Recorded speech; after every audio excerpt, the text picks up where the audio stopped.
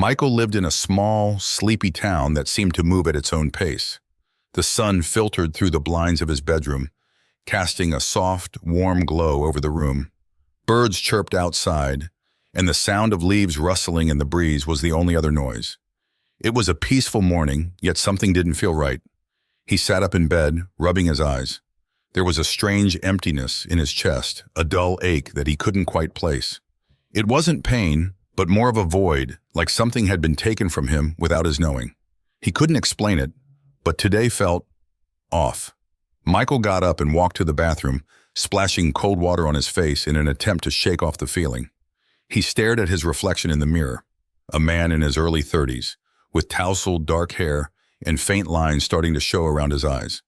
He was quiet and reserved by nature, never one to draw much attention.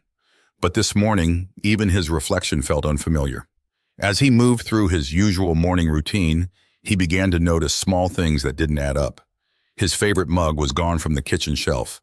The framed photo of him with friends at the lake was missing from the wall.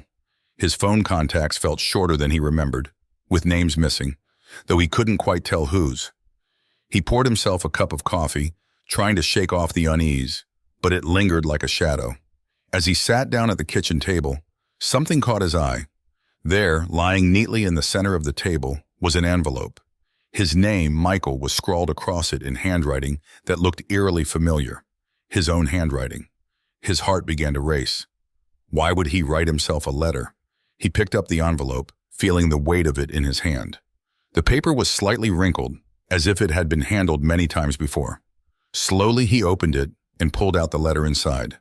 The words were simple, but they sent a chill down his spine. You chose to forget. This is your decision. The memory of someone important has been erased. You did this to move on, but the reason is gone too. If you are reading this, you are starting to remember something that can't be explained. Michael blinked at the letter, reading it over and over. But it didn't make sense. What did it mean you chose to forget? He had no memory of anything like that. His hands trembled as he set the letter down on the table. His mind raced with questions. Who was this someone important? Why had he erased the memory? And how had he forgotten doing something so significant? He stood up, pacing the small kitchen. The room felt colder now, as if the letter had pulled him into a reality he wasn't ready to face. Michael had always been practical, someone who believed in facts and logic, but this letter ... was like stepping into a dream, one that he couldn't wake from. Unable to stay still, he grabbed his coat and headed for the door. He needed answers, but he didn't know where to begin. All he knew was that something, or someone, was missing, and he wasn't sure if he wanted to find out who, but deep down he felt that he had no choice. As he walked out into the crisp morning air, the world felt different, as though pieces of his life had been carefully rearranged while he wasn't looking. Michael's breath formed small clouds in the crisp morning air as he made his way through the quiet streets of town. The letter weighed heavily in his pocket, a constant reminder of the unanswered questions swirling in his mind. His feet seemed to lead him on their own, guiding him toward a place he hadn't visited in what felt like years, the old coffee shop on Oak Street. He had been there countless times before, but today, as he approached, it felt different, almost distant. The familiar sound of the bell chiming as he pushed open the door brought a brief sense of comfort, but that feeling was quickly overshadowed by a gnawing sense of unease. The shop was warm and cozy, filled with the scent of freshly brewed coffee and soft chatter from the few early morning customers. Michael scanned the room, his eyes lingering on the worn leather armchairs in the corner and the large windows that let in the gentle sunlight. It was the same as he remembered, but something was missing. He ordered his usual, black coffee, and sat by the window watching the world pass by outside. As he sipped the hot drink, he tried to piece together what little he knew. The letter, the missing memories, and this strange feeling of emptiness. It all felt like a puzzle with half the pieces missing. Just as he was lost in thought, a soft voice interrupted him. "Michael?" He looked up to see a woman standing a few feet away, her expression a mix of surprise and uncertainty. She had short, chestnut-colored hair and was wearing a simple green sweater. There was something familiar about her, but he couldn't place it. Yeah?" he replied cautiously, unsure of how to respond. The woman hesitated, her eyes flickering with recognition, but also something else. Nervousness, maybe even fear. She bit her lip and took a slow step closer, her hands clasped in front of her. "It's me, Emily," she said, her voice soft but filled with an awkward tension. We used to come here all the time." Michael's heart skipped a beat. The name stirred something deep within him, like a half-remembered dream. But no clear memory surfaced. He stared at her, searching her face for some kind of clue, but all he found was a growing sense of frustration. "I'm sorry, I don't remember you," he admitted, his voice barely above a whisper. Emily's face fell slightly, though she quickly masked it with a forced smile. "That's okay. It's just been a while, I guess." She sat down across from him, folding her hands neatly on the table, though her fingers fidgeted slightly. Michael's mind raced. The way she looked at him, the way she said, "We used to come here." There was history between them. He could feel it. But it was like trying to grab smoke. Nothing solid, nothing real. Do you remember me?" Michael asked cautiously, watching her carefully for any sign of recognition. Emily's smile faltered, and she looked down at her hands. "I remember pieces," she admitted. "Small things, like the way you always order black coffee, or how we used to sit by the window and talk for hours." She paused, her voice growing quieter. "But the rest, the important stuff, ... IT quote S gone." Michael leaned forward, his heart pounding. "Gone? What do you mean?" She met his eyes, her expression a mixture of sadness and confusion. "I think we both had our memories wiped, Michael. I don't know why, but there are these gaps in my mind. I've been trying to fill them in, but it's like there's this wall, and I can't get through." Michael sat back in his chair, the weight of her words hitting him like a tidal wave. Memories wiped. It couldn't be a coincidence. The letter, this strange emptiness he'd been feeling, and now Emily, someone he should know but didn't. His mind raced to keep up with the flood of information. "Why would we do that?" he asked, his voice tight with disbelief. "Why would we erase our memories of each other?" Emily shook her head, her expression mirroring his confusion. "I don't know," she whispered. "I've been asking myself that same question ever since I started having these flashes. Little moments, like us laughing together or arguing, but none of it makes sense. It's like we're missing the core of who we were." Michael felt a sudden surge of frustration. "This doesn't make sense," he muttered, running a hand through his hair. "Why would anyone choose to forget someone important?" Emily looked at him with a softness that made his chest ache, even though he couldn't remember why. "Maybe we thought it would make the pain go away," she said quietly. "But now, I'm not so sure." They sat in silence for a moment, the weight of their lost connection hanging heavy in the air. Michael stared down at his coffee, his mind spinning. He had to know more. He couldn't just leave it at this. Half-truths and vague memories weren't enough. "I need to find out what happened," he said finally, his voice firm. "I need to know why we erased each other." Emily nodded, though the uncertainty in her eyes lingered. "I want to know too," she admitted. "But what if we don't like what we find?" Michael met her gaze, the determination building inside him. "I have to try." As they sat there in the fading light of the morning, both of them knew that their journey to uncover the truth had only just begun. And though the road ahead was uncertain, they couldn't help but feel that the answers, however painful, were worth seeking. Michael stood at the edge of the sidewalk, staring up at the sleek, glass building in front of him. It was modern, almost futuristic, with its reflective surfaces and clean lines. The sign outside read, "Clear Mind Clinic, Emotional Memory Erasure Specialists." The sterile design of the building seemed at odds with the raw, tangled emotions he carried within. Taking a deep breath, Michael stepped inside. The clinic's lobby was bright, pristine, and utterly devoid of warmth. The walls were an unblemished white, the floor a polished silver, and the only sound was the soft hum of machinery somewhere in the background. It reminded him of stepping into a place where emotions didn't belong, like they could be neatly packaged away, wiped clean and forgotten. A receptionist at the front desk greeted him with a robotic smile. "Good morning. How can I help you?" "I'm here to ask about a procedure," Michael said, his voice sounding smaller than he intended. "I think I had a memory erased," The receptionist's smile didn't falter. "Of course. Please have a seat, and a consultant will be with you shortly." Michael sat in one of the waiting room chairs, feeling like an outsider in his own life. He glanced around the room. There were a few other people waiting, each absorbed in their own world. A man flipped through a magazine absent-mindedly. A woman stared blankly at the floor. No one spoke. It felt like a place where people came to forget, not to connect. After a few minutes, a door opened, and a woman in a white lab coat stepped into the room. She had short, neat hair and an air of clinical precision about her. "Michael, please follow me." He rose to his feet and followed her down a long, narrow hallway. The farther they walked, the colder it felt, as if the sterile environment itself was draining the life out of the place. They reached a small office, and the woman motioned for him to sit. "My name is Dr. Collins," she said, her tone professional but not unfriendly. "I understand you're here to inquire about a memory erasure procedure?"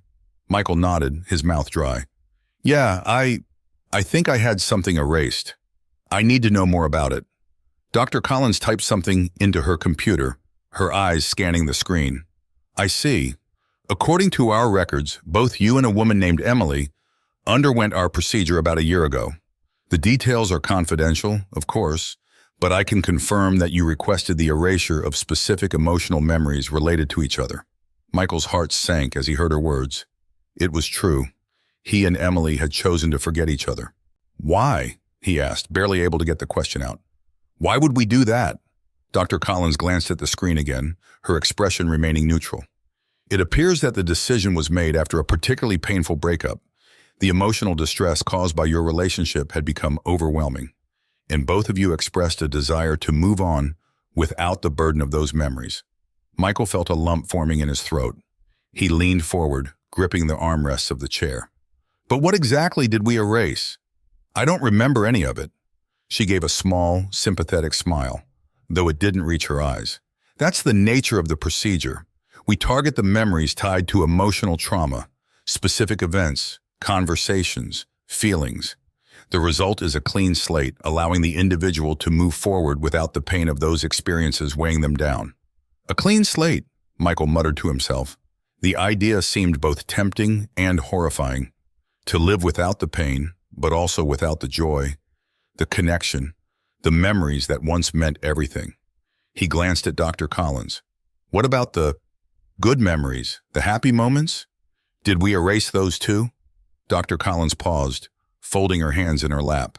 "It's difficult to separate good and bad memories when they're tied to the same person. Emotional experiences are often intertwined. In most cases, removing one set of memories affects others as well. It's likely that both the positive and negative memories of your relationship were wiped." Michael leaned back, the weight of her words crashing down on him. It wasn't just the pain they had erased. It was everything. Every laugh, every conversation, every shared moment. It was all gone, like they had never happened. For a moment he felt numb, as if his own memories were slipping through his fingers. He had made this choice. They had made this choice. But standing here now, knowing what had been lost, he couldn't shake the feeling that it was all a terrible mistake. "Is there any way to reverse it?" Michael asked, though he already knew the answer. Dr. Collins shook her head gently. "Once memories are erased, they cannot be restored. Our technology is highly advanced, but the process is permanent." "I'm sorry." Permanent. The word echoed in Michael's mind, heavy and unrelenting. There was no going back. He had chosen to forget, to remove the pain, but at what cost?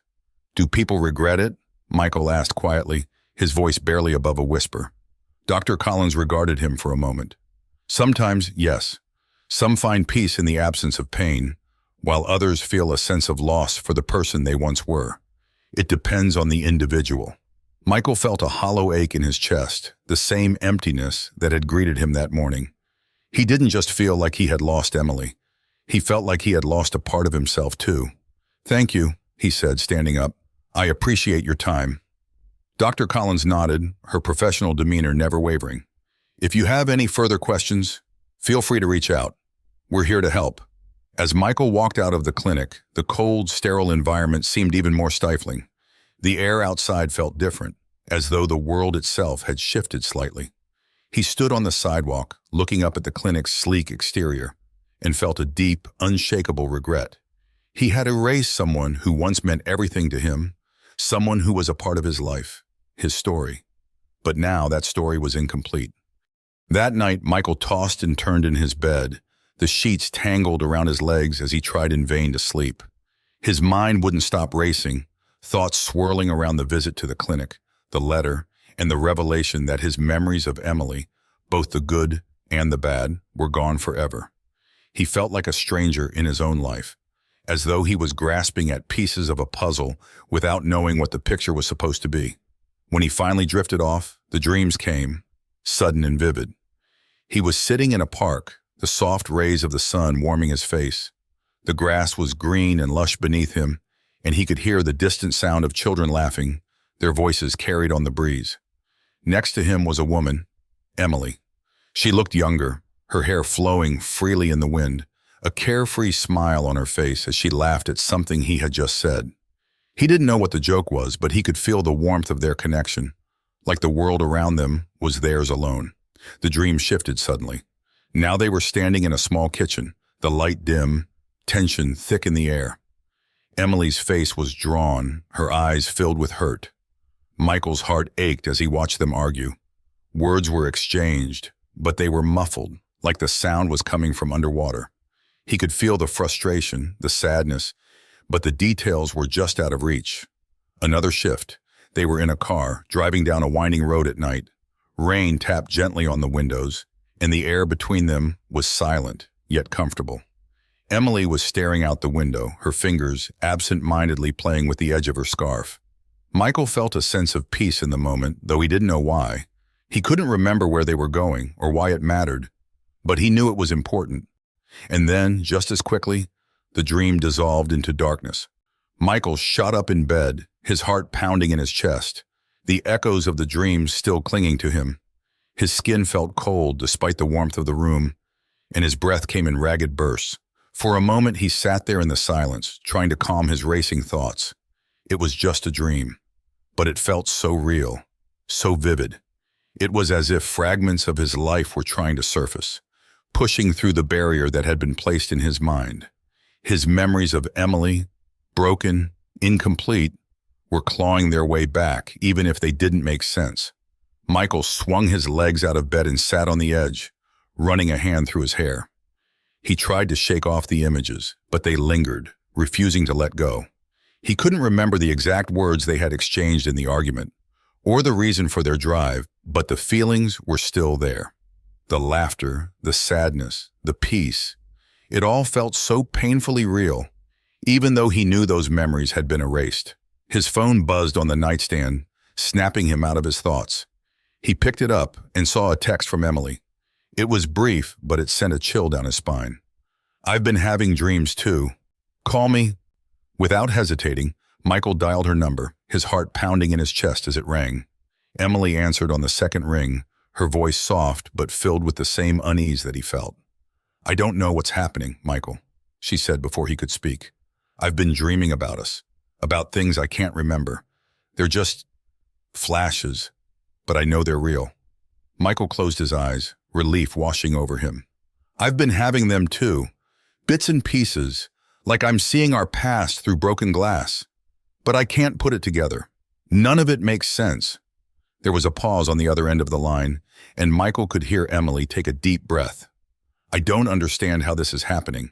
The procedure was supposed to erase everything. How can we be remembering things that don't exist anymore?" Michael shook his head, though he knew she couldn't see it. "I don't know, but it's like the memories are still there, somewhere deep inside us, even if we can't fully reach them." Emily sighed, her voice heavy with regret. "I thought forgetting would make it easier. I thought it would take away the pain. But now, I feel like we lost something more than just the bad moments. We lost who we were." Michael's chest tightened at her words. She was right. They hadn't just erased the pain. They had erased themselves, the pieces of their lives that had once mattered. And now those pieces were trying to resurface.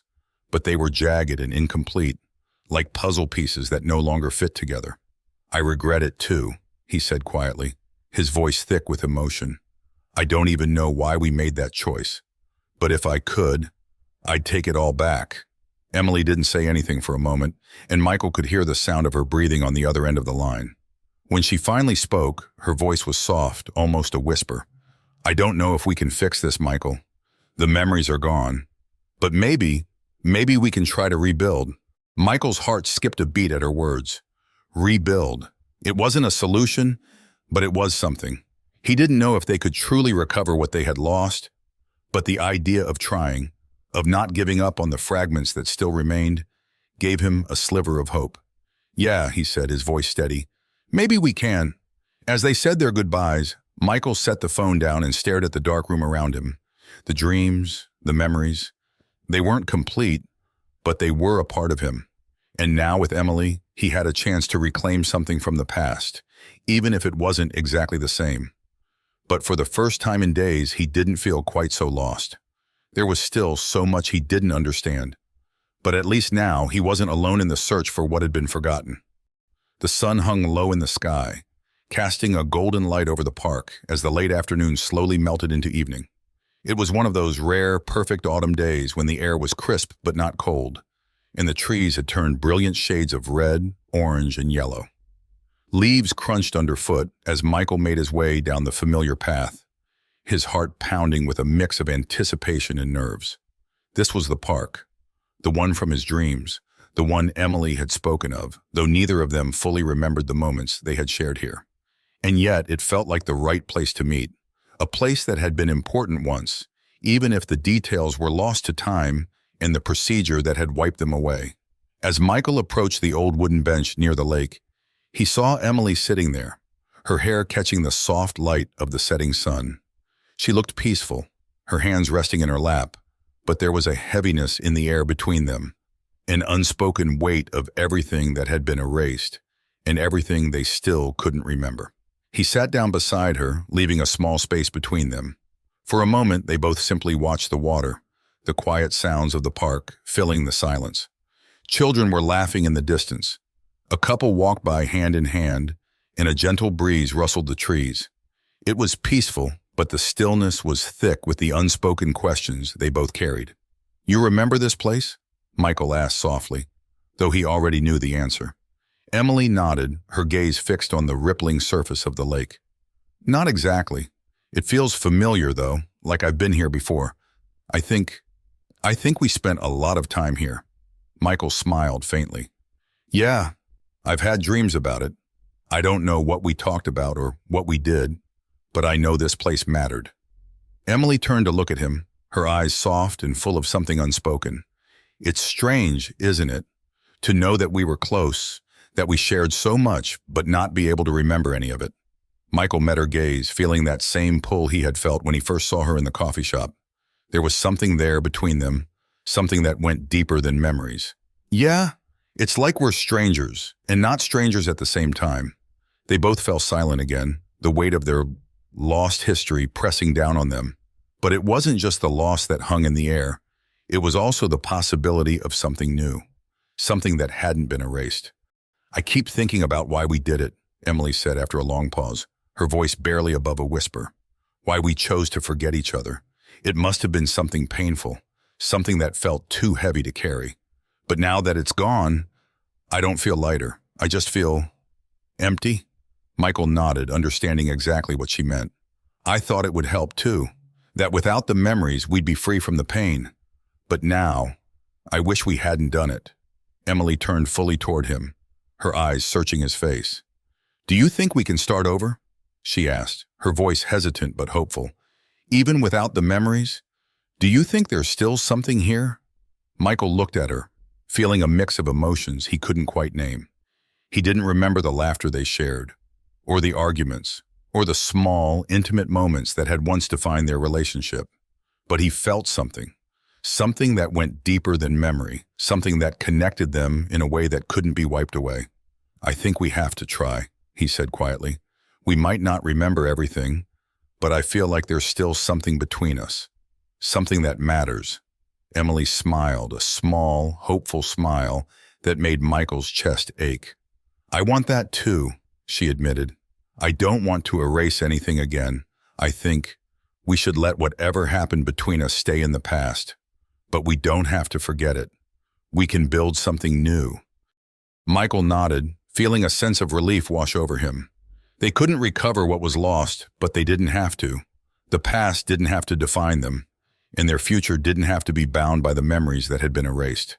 They had a chance to start fresh, not as the people they had been, but as the people they were now. "I like that," he said, his voice soft but steady. "A new beginning." Emily reached out, taking his hand gently in hers. The touch was simple, but it felt like the first step towards something real, something they could hold on to. They didn't need to remember everything to move forward. They just needed to be present in the moment, together. They sat in silence for a while longer, watching the sun dip below the horizon, the sky turning shades of pink and purple. The park was quiet now, the day winding down, but there was a sense of calm between them. It wasn't the calm of forgetting, it was the calm of acceptance. The past was gone, and maybe that was okay. They didn't need to go back. They could start again, piece by piece, and build something new, something stronger, something that belonged to them now. As they stood up to leave, walking side by side down the familiar path, Michael felt a lightness he hadn't felt in days. The road ahead was uncertain, but for the first time, he didn't feel lost. They had lost their memories, but not their connection. And in that, there was hope. Together, they stepped into the future, ready to create a new story, one that didn't need to be perfect, but just needed to be theirs.